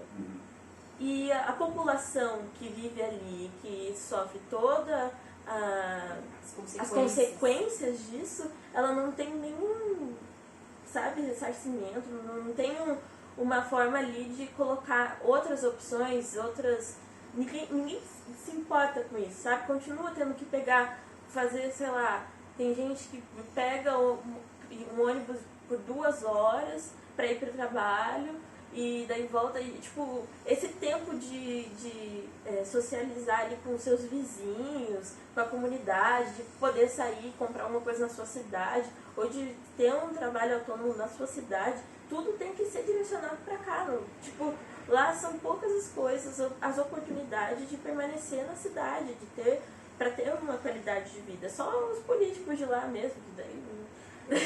Duas coisas que me vêm muito à cabeça quando você fala isso. Precisamos entender que Curitiba depende da sua região metropolitana e, portanto, precisa trazer mais integração, inclusive, principalmente, eu diria, de transporte público, mobilidade urbana, né? E também, os próprios daí, nós somos de Curitiba, né? Quem está em Piraquara tem que falar de Piraquara, quem está em Colombo tem que falar de Colombo, mas me parece que seria muito importante a classe política dessas cidades da região metropolitana entenderem que é preciso desenvolver, né, a parte local, desenvolver a indústria, desenvolver o comércio, desenvolver tudo que a gente possa desenvolver da parte local, né? E isso, desculpa, isso assim, eles, não é uma coisa que falta, pelo menos ao meu ver, em Piraquara tem um grande movimento para que isso aconteça. O maior empecilho é Como?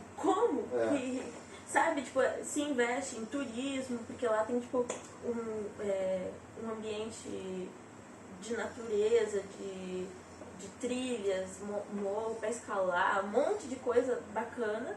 Só que, tipo, quem vai acessar isso não é a população de Piraquara, que, tipo, trabalha a semana inteira, vai estar cansado, vai pro culto, domingo. Não, quem vai fazer isso é ainda o pessoal de fora, sabe? E que, tipo, vai ir para Piraquara no final de semana para aproveitar. E essa população que tá ali, ela realmente vai para casa para dormir, para descansar, porque ela tem que trabalhar em Curitiba, ela tem que estudar em Curitiba, as coisas estão em Curitiba. E acho que isso deve acontecer assim com outras capitais. Claro.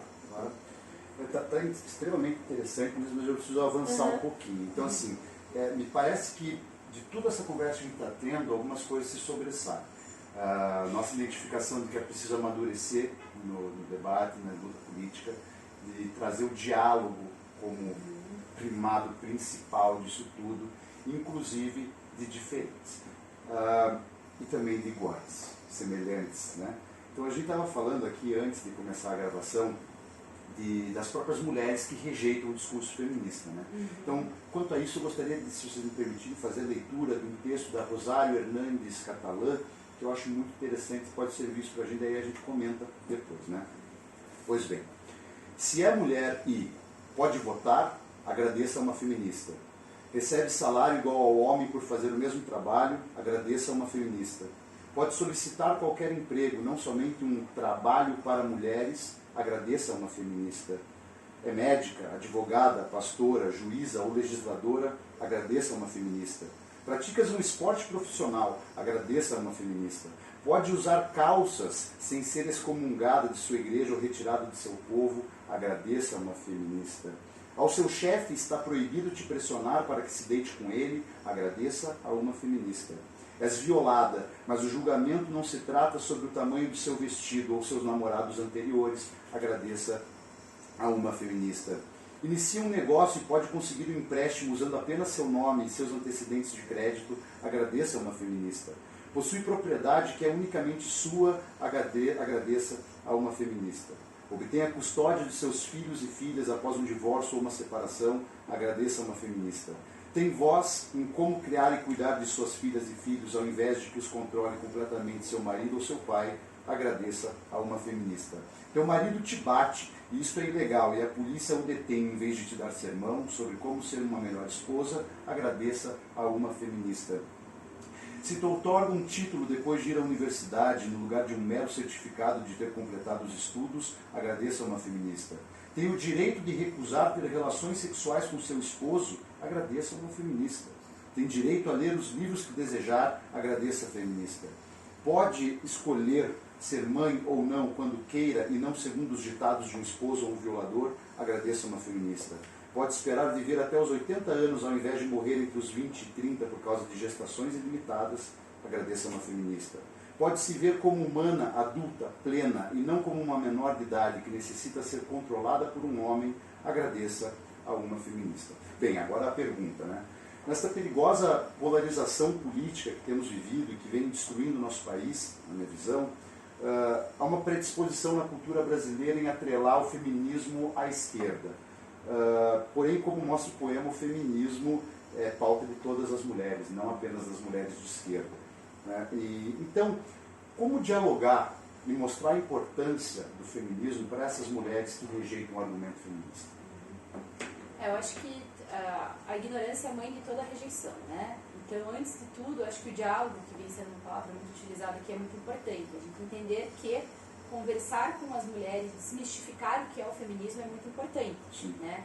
Eu recentemente compus uma banca e nós tínhamos colegas da Paraíba apresentando trabalhos. E elas terminaram o trabalho, era um trabalho nitidamente feminista. Daí eu olhei para elas e falei, vocês se reconhecem? Vocês entendem que esse trabalho de vocês é sobre feminismo? E elas ficaram horrorizadas que eu falei isso, né? E daí eu falei, vocês são feministas, bem-vindas. Vou indicar algumas leituras para vocês complementarem o trabalho está incrível, esse é um trabalho feminista. E elas deram uma risadinha assim, sem graça. Então, se rejeita muito o discurso feminista, né? Então o diálogo ele é o melhor caminho sempre. Mas, Dudu, aqui eu vou pedir para fazer uma parte, eu acho que a Letícia possivelmente vai concordar comigo, a Lu eu não conheci faz pouco tempo, mas talvez concorde. Eu acho que toda luta feminista é uma luta anticapitalista. Eu ia falar uma Então, assim, por mais... Tá muito colonizada, né? Os últimos... Hoje em dia, se a gente pegar as mídias e quem são as pessoas que se destacam, digamos, no Instagram, no Facebook, a gente vai ver uma pauta de um feminismo capitalista muito forte, né? Então, assim, a self-made woman, né? A mulher empreendedora, a mulher que se destacou na sua área. Não parece que o mercado entendeu isso também? Claro, e a própria comercialização do feminismo é algo que está muito forte, né? Você não precisa ter uma camiseta que diga que você é feminista para ser feminista. Mas quando você vai comprar uma camiseta desse tipo, por vezes ela vai custar um valor bastante elevado, que não está acessível a todas as mulheres. Nem a todas as mulheres que se dizem feministas, nem a todas as mulheres do nosso contexto econômico. Porque a capitalização dessas pautas é algo que interessa ao mercado, interessa ao capitalismo, interessa ao lucro, e isso acaba acontecendo. Então, pensar de fato num rompimento de estruturas, e, gente, não estou falando nada contra as pessoas que têm essas marcas, pelo contrário, a gente tem a nossa produção de materiais com o objetivo de financiar as atividades do nosso instituto, que é um instituto que não tem qualquer tipo de renda, de financiamento, nem da universidade, nem de qualquer outro fundo. Mas é claro que isso acontece e é natural que aconteça, porque a gente está num contexto capitalista, mas pensar realmente numa pauta feminista que rompa com essa estrutura, que de fato desequilibre o sistema, é pensar numa pauta anticapitalista, obviamente. Se a gente continuar nutrindo, né, o sistema e aí permitir que o nosso feminismo só dê mais estruturas para um sistema que já é engessado, que já é desigual, que já é excludente, isso nunca vai alterar de fato o sistema. A gente pode ver pelo texto que tivemos diversos acessos e diversas conquistas ao longo dos anos, mas essas conquistas estão todas atreladas a uma estrutura que ainda é machista, patriarcal, fundada numa relação de classe e de raça, né? E se antes o discurso era por trás de todo homem há uma grande mulher, porque a economia foi feita às custas do trabalho doméstico feminino, hoje é self-made woman, a mulher de sucesso, normalmente ela é quem? A mulher branca que tem uma babá, a mulher branca que tem uma diarista, que ajuda ela no trabalho doméstico. Ajuda. Então, ajuda. Aí eu tenho uma moça que ajuda na minha casa. Não, ela não te ajuda, ela é explorada. Então, você numa relação capitalista, você contrata e paga ela. Então, esse feminismo liberal, né? Eu acho que ele é uma introdução ao feminismo para todas nós, mas chega um momento em que a gente precisa fazer autocrítica. Né? Que a gente precisa olhar para nós mulheres feministas, né? Feministas que estamos em espaço de poder e pensar quem nós exploramos para exercer o nosso poder. De que forma o nosso poder é exercido. Então, uma luta feminista que não é anticapitalista, ela exclui as mulheres negras, ela exclui as mulheres periféricas, ela exclui as mulheres trans. Né? Então, isso não pode ser aceitável. Claro. Não pode ser aceitável. Luana, quer completar? Existe, assim, né, essa grande diferença do feminismo hegemônico e o feminismo negro, com as pautas já, né, LGBT e tudo mais. Porque muita gente parou ali no feminismo hegemônico, não, todas as mulheres, elas são atingidas pelo machismo da mesma forma e estamos todas juntas lutando contra isso. Só que, tipo, não é assim, né, tipo, as formas que as mulheres são atingidas dependem muito da classe, da cor, da sexualidade, de um monte de coisas. E o principal problema, assim, eu acho, na comunicação com as mulheres que rejeitam o feminismo assim, primeiro, eu acho que existe um grande problema no discurso quando você coloca, né, que você citou aí um texto, quando você coloca essa necessidade de gratidão a uma outra mulher que teve os benefícios dela de alguma forma, os privilégios dela de alguma forma, e fez algo, tá, beleza, foi tipo essas mulheres que a gente tem que, tipo, pensar sempre nelas, nas lutas delas, mas que a gente, essa imposição de que a gratidão é necessária, a gente tem que ser grato, foi graças a isso, eu acho isso meio, né, meio vago, meio assim, poxa, tá, tem que agradecer a isso, mas não é, tipo, meio que o papel, a obrigação dela como uma privilegiada diante das outras, assim, porque assim, pelo menos assim, é isso que eu vejo, sabe? Porque durante assim, a minha experiência do meio ativista, muitas vezes eu ouvia assim, nossa, mas você é uma ingrata, como se tipo, eu tivesse obrigação de agradecer por ter um espaço para falar, ou por alguém concordar comigo, ou sentir pena de mim, mas tipo, é o mínimo que você pode fazer. Ter empatia e perceber que você tipo, é privilegiado e que você tem que tipo, se preocupar com as pessoas que não são e que estão sendo exploradas por você ou pela sua classe. Claro. Não, e assim, apenas para justificar, aqui esse texto não foi trazido como verdade absoluta, pelo contrário, ele foi trazido como provocador da discussão que nós estamos tendo. E eu concordo 100% com você, achou importantíssimo, não tem que ter necessidade de gratidão das coisas, tem certas coisas que devem acontecer porque devem acontecer, né? Então não se necessita gratidão por tudo. Meninas, eu estou já ficando chateado que estamos partindo para a parte final já dessa conversa maravilhosa, mas ainda nesse contexto de diálogo, né, entre diferentes, a gente falou das mulheres que rejeitam o discurso feminista, vamos também agora então introduzir os machistas, né, que não veem a questão do feminismo como uma pauta realmente fundamental. Aí nesse contexto tem que citar o Mário Sérgio Cortella, que ele tem uma frase que eu gostei muito esses dias que eu acompanhei e gostaria de colocar aqui na nossa discussão. Então, machismo significa a concepção de que mulheres são subordinadas aos homens. O feminismo, por sua vez, não é o contrário do machismo.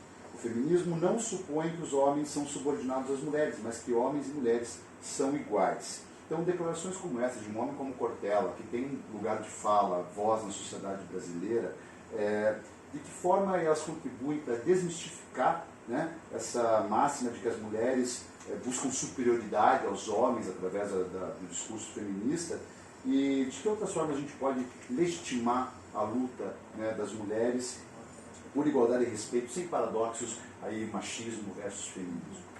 Eu acho que dentre as muitas frases inteligentes que a Luana falou, uma das principais é que a luta feminista, a obrigação pelo combate ao racismo é do branco que inventou. Também. Né? Perfeito. E a obrigação da luta contra o machismo é do homem. Então, assim, é muito engraçado a gente ver hoje em dia um desconstruidão, né? Com a samurai. Jovem místico. Que se diz feminista, mas que se ele escuta uma frase machista do amigo, a última coisa que ele vai fazer é repreender. Né? Que não faz análise do próprio discurso, que vai lá e paga R$300 de pensão para a mulher e acha que ela está usando para beber, e R$300 você compra 2 latas de leite e um pacote de fralda, acabou os R$300. Né? Então, eu acho que uma das principais preocupações é como que a gente combate esse machismo tão significativo. A linha de frente são os homens que entenderam. Né? Sem vocês fica muito difícil a gente transpor, mesmo porque a gente já está ocupado com uma série de outras coisas e as mulheres negras mais ainda. Né? Então, a gente não vai exigir da mulher negra que ela saia do lugar dela, de toda a luta dela, para pegar um macho privilegiado, sentar e falar, meu anjo, deixa eu te explicar como funciona o feminismo. Ela tem mais o que fazer da vida dela. Né? Então a gente, mulheres brancas, e principalmente os homens que entenderam a dinâmica do machismo, tem a obrigação moral de fazer essa explicação. Porque o confronto com o machista ele é muito mais doloroso para nós, muito mais doloroso para a mulher negra, para a mulher trans, para a mulher negra, muitas vezes pode significar um risco à própria integridade física dela fazer esse confronto. Né? Para nós isso já significa. Então acho que o primeiro ponto é dialogar com os homens. Os homens precisam entender o quanto o machismo os prejudica e o quanto o machismo prejudica a sociedade e o quanto o papel deles é importante e começar a desconstruir os amigos dele, né, nas menores coisas. A gente também tem que entender que existe a figura do sujeito que sempre foi historicamente privilegiado. Quando ele vê as pessoas ascendendo a uma situação de igualdade, ele se sente pressionado. Então, assim, a gente viu isso em relação às cotas raciais. Né? A gente instituiu uma política de cotas raciais para sanar um problema histórico no Brasil. De que uma população inteira, que significa mais de metade da nossa população, não tinha acesso à universidade pública. Quando a gente institui essa política, que é uma política compensatória, alguém diz, e agora, o que vai ser de mim? Eu não tenho mais meu espaço. Por que o espaço era seu? O espaço era seu porque você historicamente acreditou que aquele espaço era seu, porque você é branco, privilegiado, de uma classe econômica elevada, e por isso você acreditou que aquilo te pertencia, mas nunca te pertenceu. Né? se você ama, deixe ir, se não voltar é porque não era seu, é aquela coisa. Ou vem a discussão de que não, que é um racismo inverso. O sujeito branco, heterossexual no Brasil, homem, ele se sente hoje pressionado. Ele está pressionado, ele não tem mais espaço. Não dá mais para fazer piada nesse país, porque a gente é oprimido. Eu não posso mais fazer piada com negro, que eu sou oprimido. Eu não posso fazer mais piada com travesti, com pessoas trans, que eu sou oprimido. Não posso fazer mais piada com mulher. Vocês não podem mais fazer piada nesse país. Gente, quantas pessoas vocês conhecem que falam isso e falam isso não com a sátira que eu estou fazendo aqui, tipo falam isso presidente como da algo real. República. Não pode, tudo é mimimi nesse país agora, tudo é mimimi, não pode mais falar nada, porque as pessoas elas se sentem pressionadas, ela sempre pôde tudo, ela oprimiu todo mundo, o espaço público sempre foi dela, o espaço econômico sempre foi dela, o aeroporto sempre foi dela, tá cheio de pobre no aeroporto, como é que pode? Tem que acabar isso aí, tem que mudar isso aí. Tem que mudar por quê? Porque essa pessoa se sentiu oprimida. Ela sempre teve um espaço de dominação e de opressão. E agora ela não pode oprimir os outros. Natural. Natural se sentir oprimido quando você não pode oprimir os demais. Que você historicamente foi o opressor, tá tudo certo, gente. Acostuma. É só acostumar. Trabalha. Cheio de psicólogas aqui em Curitiba podem auxiliar se você está com esse problema. Mas a questão central é a desconstrução desse discurso, ela vem muitas vezes do momento em que você, quando a pessoa faz a piada, você diz, não entendi. Pega uma piada machista, racista, classista, e olhe para a pessoa e diga, não entendi, me explica. Me explica. Faça ela explicar a opressão, porque é engraçado. Porque é engraçado tirar sarro de negro, tirar sarro de mulher, tirar sarro de travesti. Qual é a graça que você vê nisso? A hora que você fizer isso, acabou. Essa pessoa vai pensar duas vezes antes de fazer uma piada. Exato. Uma piada desse sentido. E é possível fazer piada sem oprimir. A gente não acreditem, a gente dá muita risada no nosso. E a gente não precisa de opressão para dar risada. Mas o humor, ele não precisa ser idiota e ele não precisa colocar ninguém numa situação rebaixada para que a gente possa dar risada. É bem impossível rir de outras coisas. Mas quando a gente desconstrói esse discurso a partir de evidenciar onde está o problema, quando vem o discurso machista, classista, racista, transfóbico, e a gente pega esse discurso e questiona a pessoa, por quê? Você acredita que as pessoas são inferiores? É por isso que você está fazendo esse comentário? Não entendi tua piada, qual é o objetivo? E você faz a pessoa raciocinar em cima da opressão que ela está gerando, ela vai gerar um constrangimento nela mesma. E a partir a gente tem que constranger essas pessoas. Mais uma vez aqui, estratégia. Estou gostando demais dessa conversa. Essas pessoas precisam estar constrangidas. Não somos nós que temos que dar aquele sorrisinho amarelo, tipo, não achei que tá grave. Não! Acabou esse momento. A gente tem que sair dessa defensiva nossa de não querer perder a amizade. Se essa pessoa faz uma piada que oprime tantas pessoas, ou que oprime uma classe social inteira, que oprime um grupo específico, e isso é algo que é inadmissível para nós, essa amizade já foi perdida há muito tempo. Então, desconstrói ali o sujeito, deixa ele... ele vai amargurar e ele vai ficar constrangido. Mas é assim que a gente muda. É necessário, e isso é um papel muito dos homens. A gente sabe qual é o ambiente do vestiário, é o ambiente do clube, o ambiente do futebol. São ambientes em que esse tipo de discurso se constrói e permanece. Esse que é o problema. Permanece mesmo entre os nossos aliados. Se a gente pegar times de futebol das nossas atléticas, talvez, que tem muitos homens nossos aliados, vai ter esse tipo de discurso ainda. E é ali que precisa o aliado, de fato, desconstruir o discurso do colega. Dizer, não entendi. Você é racista, por um acaso? Você tem algum problema com mulheres trans? O que acontece? Aí a pessoa vai falar, opa, meu público não é o mesmo. A gente tem que acabar com o público do tiozão do WhatsApp. A gente tem que fazer um grupo só dele. Então deixa os tiozões do WhatsApp todos juntos compartilhando besteira e a gente desconstrói dos nossos colegas. É chegada a hora da gente também ter um tipo de estratégia do nosso lado. Com certeza. Luana, quer complementar? Voltando aí a coisa da piada, né? Eu tenho ainda uma dificuldade muito grande de levar amizades assim mais a fundo, justamente por isso, porque normalmente as pessoas começam a fazer piadas e normalmente essas piadas acabam me oprimindo ou me machucando. E assim, durante muito tempo eu senti necessidade de deixar isso, né, assim, esconder os meus sentimentos, fingir que estava tudo certo, porque por medo de ficar sozinha mesmo, né? De não ter amigos, de prejudicar ali o meu convívio social. E também por outras questões de já estar habituada com isso, até porque eu vivo na região sul, minha mãe é branca, minha família é branca, né? Eu tenho pouco acesso à família do meu pai, que mora lá no interior da Bahia. Então, eu já tinha esse entendimento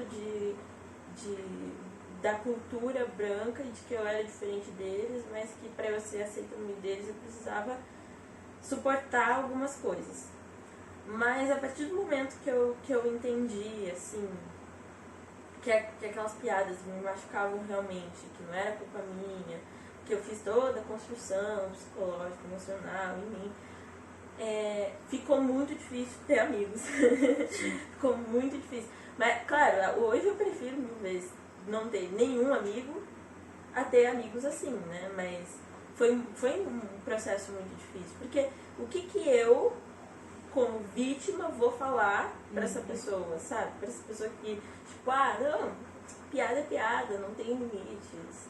É assim que acontece, que funciona. Eu posso fazer piada com branco também, que, ó, olha que engraçado. Tipo, como se fosse uma coisa assim, você tá se achando o centro da... Tipo, mas cara, qual que é a necessidade de fazer uma piada assim, sabe? Sendo que, tipo, já tem uma série de coisas com que a gente tem que lidar durante o dia a dia pra aceitar a nossa aparência, a nossa... como a gente é, como nosso ser.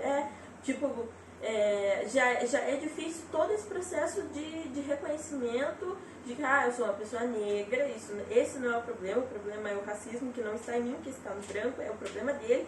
E até você chegar a esse ponto, é difícil. E ainda ter que justificar para uma pessoa por que a piada dela não foi legal, né?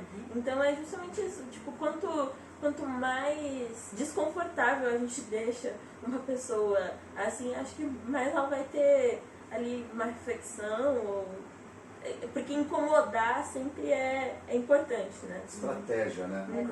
Eu acho que é importante ressaltar só, Dudu, que a gente não está querendo aqui pegar o lugar de fala da pessoa que a gente está constrangendo naquele momento, né? Não é porque eu cheguei para homem e falei, essa piada trans ainda é legal, que eu tô tomando o lugar de fala da mulher trans, né? Se ela se sentir confortável para fazer essa repreensão, é um direito dela fazer essa repreensão. Mas, se não há nenhuma mulher trans por perto, ou se ela está acuada, porque estar nessa posição, como a Luana bem colocou, é difícil, é meu dever, enquanto a pessoa mais privilegiada por ali, que está empoderada de falar, de fazer essa repreensão. E é por isso que é tão importante o papel do homem, né? Porque o homem vai estar sempre numa posição mais confortável de repreender. Se ninguém repreendeu do lugar de fala, repreenda você. Coragem, companheiros, coragem, companheiros. Não, e assim, também eu acho que para incluir mais os homens na pauta feminista, é muito importante falar sobre as consequências do machismo para os homens, né? Que são muitas também, que são devastadoras, que levam a muitas doenças. Porque os homens, eles reprimem muito a parte emocional deles. Então, enfim, é um debate que precisa ser construído e em conjunto, porque além do machismo ser um problema que os homens têm que resolver, também é um problema que eles criaram e acabou afetando eles. Né? Aí eu gostaria de fazer uma parte sobre isso também, porque o machismo está tão enraizado, mas tão enraizado na cultura, e daí mundial mesmo, mas principalmente na brasileira, aí também, não só na questão de subordinar as mulheres aos homens, mas a própria questão do homem beberrão. Eu nunca fiz amigo bebendo leite, quem nunca ouviu essa frase? Né? Então, tipo, te estimula a coisas ruins. E a partir de algum momento da tua vida, assim eu espero que todos tenham, mas senão, as pessoas costumam ter o seu despertar para a vida. né? Você consegue observar o que acontece ao teu redor. E daí, quando você tem os seus sentimentos antagonizados pela cultura que você está inserido, inclusive enraizada dentro de você mesmo, são diversos problemas que surgem para nós mesmos. Então, é importante a gente trazer essa discussão aí à tona. Eu estou muito feliz. E, meninas, queria agradecer demais, de verdade, a participação de vocês aqui.